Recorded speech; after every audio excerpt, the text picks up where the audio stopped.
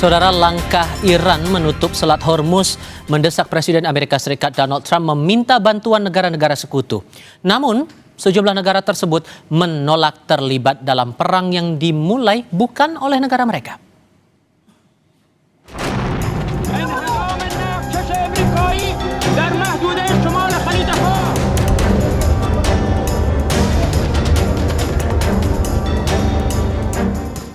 Langkah Iran menutup Selat Hormuz, urat nadi penyaluran energi dan logistik global, membuat Amerika Serikat mulai mengumpulkan bala bantuan. Presiden Amerika Serikat Donald Trump mendesak negara-negara anggota Organisasi Pakta Pertahanan Atlantik Utara atau NATO ikut mengirimkan kapal dan pasukan untuk bantu membuka blokade Selat Hormuz. Tapi Trump kecewa, negara-negara sekutu menolak membantu Amerika Serikat. Until this straightens out, then who knows, maybe we won't have to put them on. There'll be so much peace. But when the time comes, the U.S. Navy and its partners will escort tankers through the strait if needed. I hope it's not going to be needed, but if it's needed, we'll escort them right through. NATO menegaskan hanya akan menempuh solusi politik melalui diplomasi dan negosiasi terhadap langkah Iran menutup Selat Hormuz. Salah satu anggota NATO, Jerman, melalui kanselirnya Friedrich Merz, menekankan NATO adalah aliansi pertahanan, bukan aliansi intervensi. Die NATO ist ein Verteidigungsbündnis und kein Interventionsbündnis. Und deswegen wünsche ich mir, dass wir auch mit dem notwendigen Respekt im Bündnis hier miteinander umgehen. Wir teilen das Ziel. Ich habe vom ersten Tag an auf die Risiken hingewiesen. Und die Risiken dieses Krieges sind groß, sehr groß. Und deswegen wird es hier keine militärische Lösung geben, sondern es wird nur eine politische Lösung geben. Belakangan, Trump juga mendesak Inggris untuk mengirimkan kapal dan pasukan militer ke Selat Hormuz. Namun Perdana Menteri Inggris Keir Starmer menyinggung legalitas AS dan Israel menyerang Iran. Starmer memastikan tak akan mengirimkan warga negaranya ke medan perang tanpa rencana perlindungan yang jelas.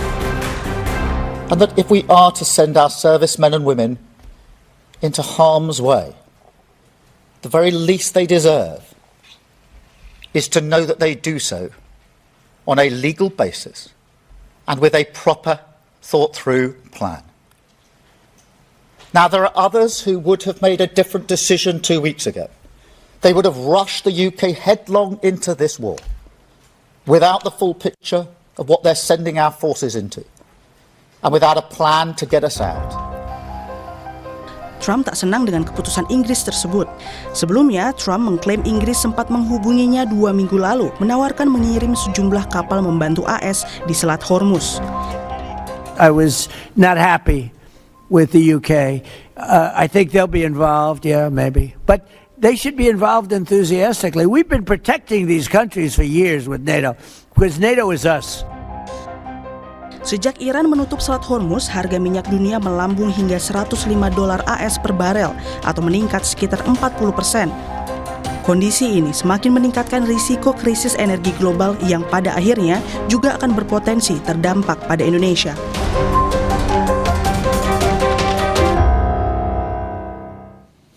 Kita bahas lebih dalam sikap sejumlah negara Eropa yang menolak ajakan Trump untuk membuka blokade Selat Hormuz ini bersama peneliti senior dari Indo-Pacific Strategic Intelligence, Aisyah Kusuma Sumantri. Mbak Aisyah dengan Tifal di sini, selamat malam.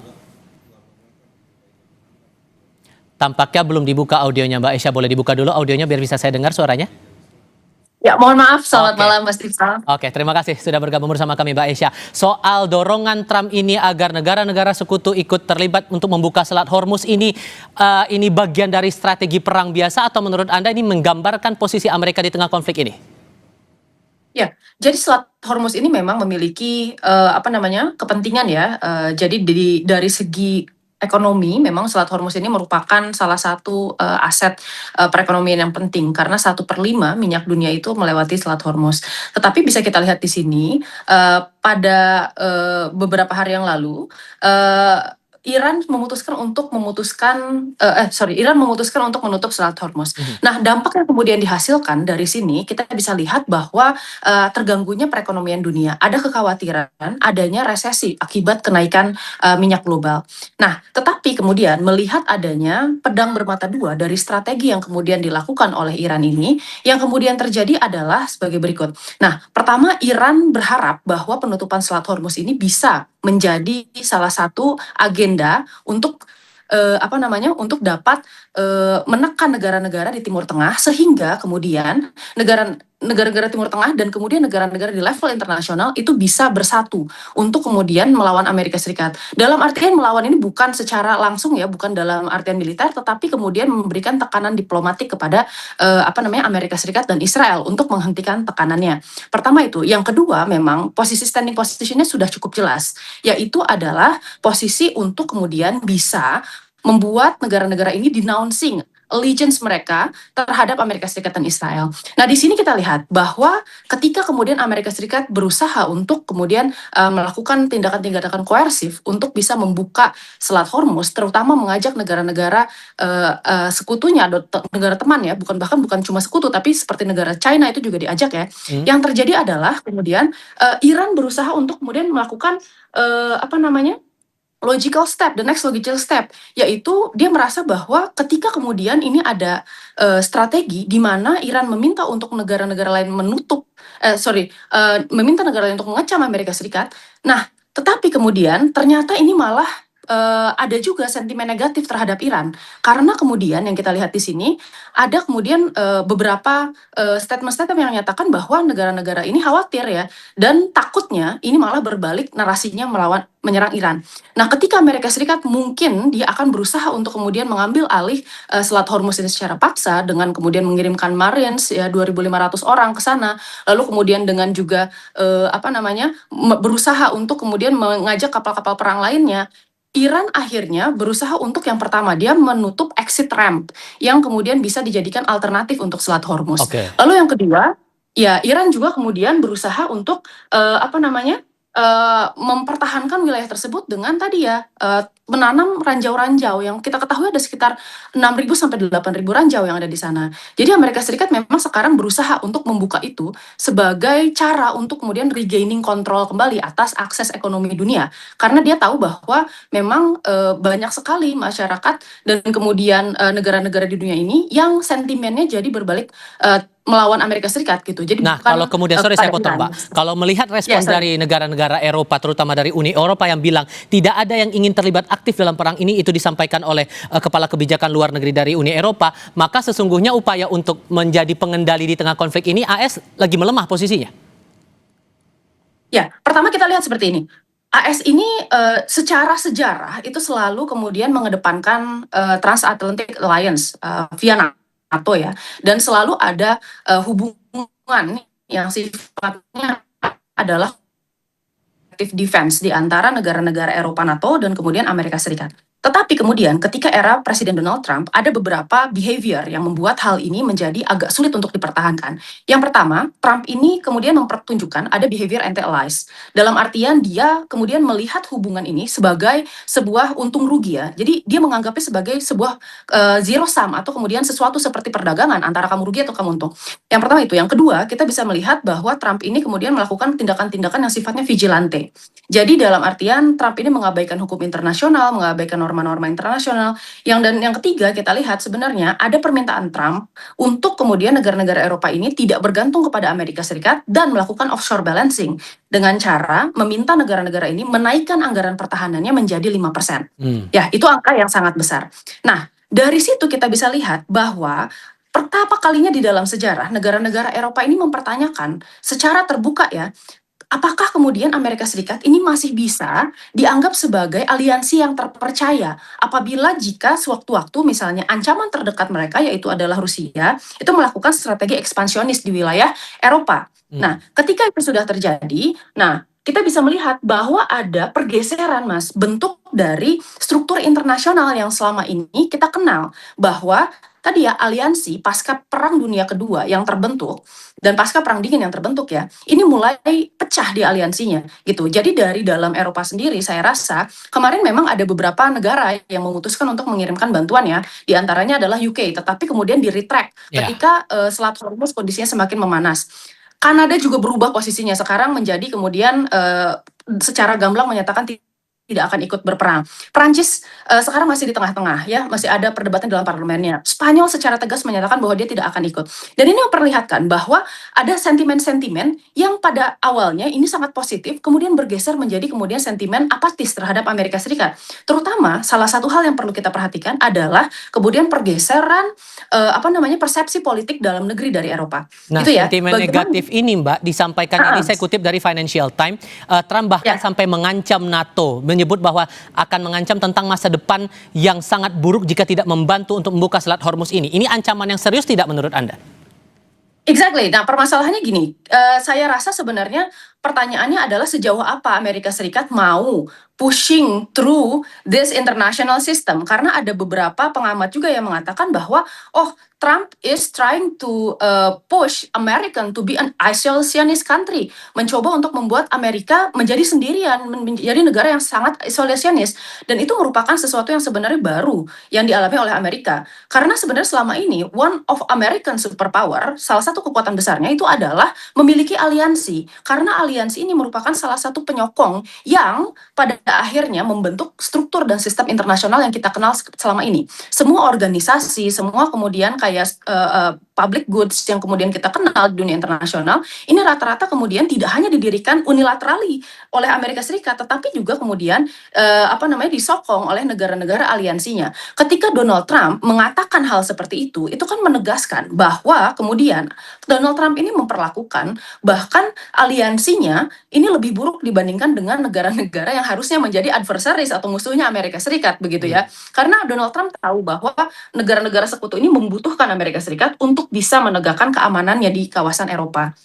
Sehingga kalau menurut Anda, NATO akan menanggapi serius tidak ancaman yang disebut akan menjadi masa depan yang buruk buat NATO ini? Saya rasa untuk sejauh ini sebenarnya tanggapan itu belum kemudian sampai pada tahapan action, sehingga belum dapat ditanggapi secara serius. Tetapi yang kita lihat di sini memang sudah ada beberapa respons yang kemudian muncul dari NATO. For example, kemarin ketika Donald Trump mengancam Spanyol ya terkait retaliasi yang akan dilakukan karena dari Spanyol ini sentimennya sangat keras ya terkait penolakan untuk bergabung ke dalam perang Iran ini.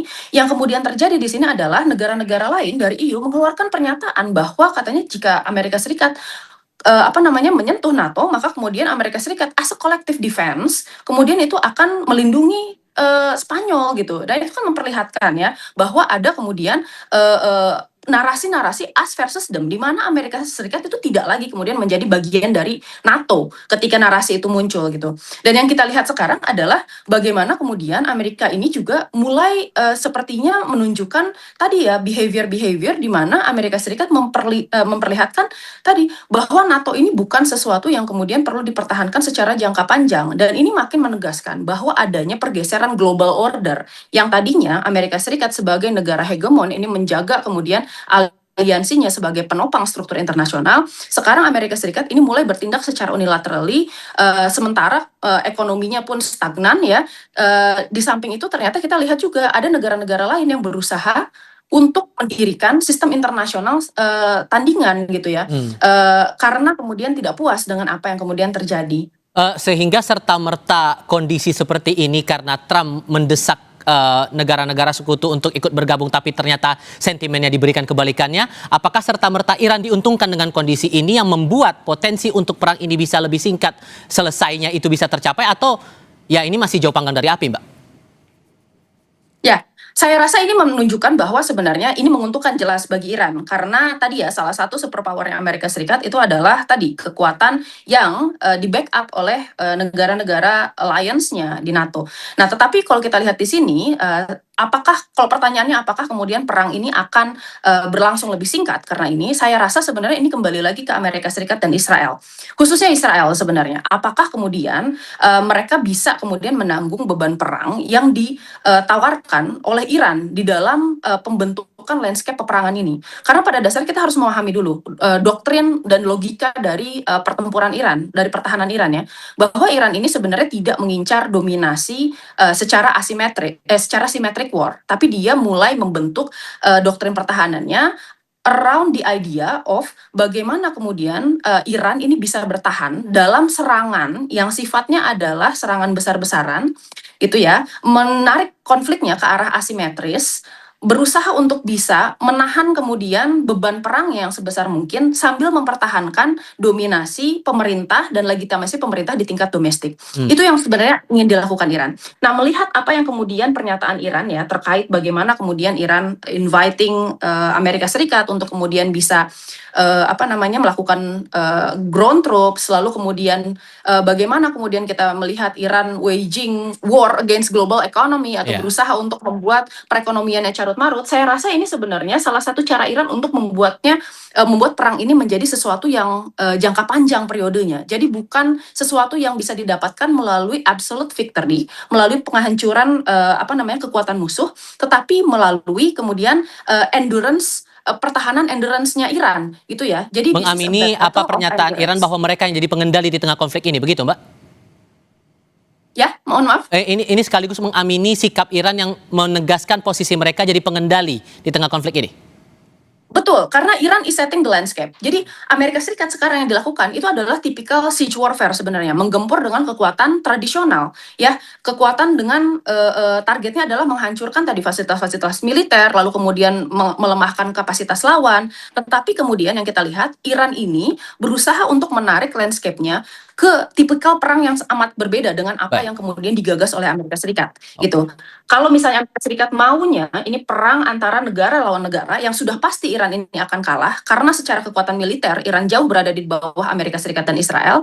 Iran ini kemudian berusaha untuk menarik beban perangnya menjadi lebih besar dan merubah landscape perangnya menjadi sesuatu yang dikuasai oleh Iran. Oke. Mbak Aisyah, terima kasih banyak sudah mau berdiskusi dan berbagi pandangan bersama kami kali ini. Sehat selalu ya Mbak, selamat malam.